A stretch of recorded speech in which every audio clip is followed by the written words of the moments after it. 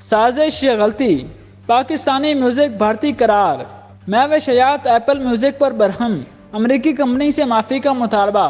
مشہور امریکی company apple music نے پاکستان کے مقبول ترین گانوں کو بھارتی قرار دیتے ہوئے انڈین پاپ میوزک کیٹیگری میں شامل کر لیا، جس پر پاکستانی شائقین نے شدید رد عمل کا اظہار کیا ہے۔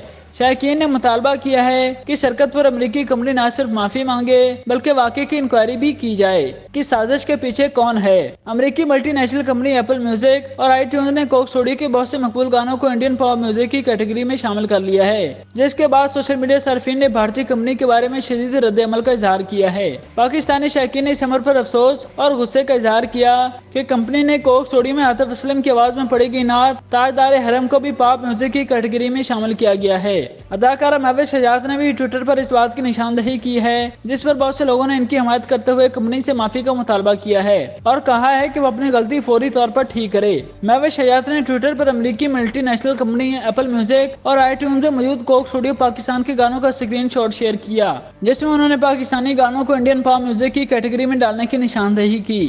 انڈین پاپ میوزک کی کیٹیگری میں عاطف اسلم کی شور افاق نعت تاجدار حرم اور دیگر گانے شامل ہیں۔ اس کے علاوہ Coke Studio session, Coke Studio season 8 اور Coke Studio season 14 world wide اور ایشیا کی کیٹیگری میں شامل ہیں۔ مہوش حیات نے اس معاملے کو سوشل میڈیا پر اٹھاتے ہوئے ٹویٹ کیا، جس میں انہوں نے لکھا کہ ایپل میوزک اور آئی ٹیونز نے پاکستانی کوک اسٹوڈیو کو انڈین پاپ میوزک کی کیٹیگری میں شامل کیا ہوا ہے، جبکہ باقی ورلڈ وائڈ اور ایشیا کی کیٹیگری میں شامل ہیں۔ تاہم یہاں پاکستان کی کوئی کیٹیگری موجود ہی نہیں ہے۔ انہوں نے تنقید کرتے ہوئے کہا کہ کوک اسٹوڈیو پاکستان کا کامیاب ترین پروجیکٹ ہے اور یہ ہمارا حق ہے کہ پاکستانی میوزک کو دنیا میں تسلیم کیا جائے۔ انہوں نے کہا کہ ایپل میوزک کو پاکستان کی کیٹیگری بھی شامل کرنی چاہیے، لیکن ایسا نہیں کیا گیا، جس کا جواب یقینی طور پر اس کمپنی کو دینا چاہیے۔ مہوش حیات کے ٹویٹ کے بعد کئی ٹویٹر صارفین نے ان کی حمایت کرتے ہوئے اپنے رد عمل کا اظہار کیا۔ ایک ٹویٹر صارف نے لکھا کہ صرف مہوش میں ہی آواز اٹھانے کی ہمت ہے، بلا شبہ پاکستان کے کوک اسٹوڈیو کی اپنی پہچان ہے،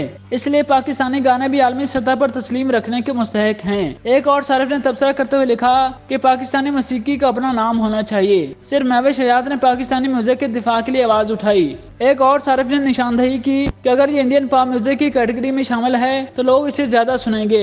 ایک ٹویٹر صارف نے اسکرین شاٹ کرتے ہوئے لکھا کہ یوٹیوب میں بھی پاکستانی گانے انڈیا کی کیٹیگری میں شامل کیے گئے ہیں۔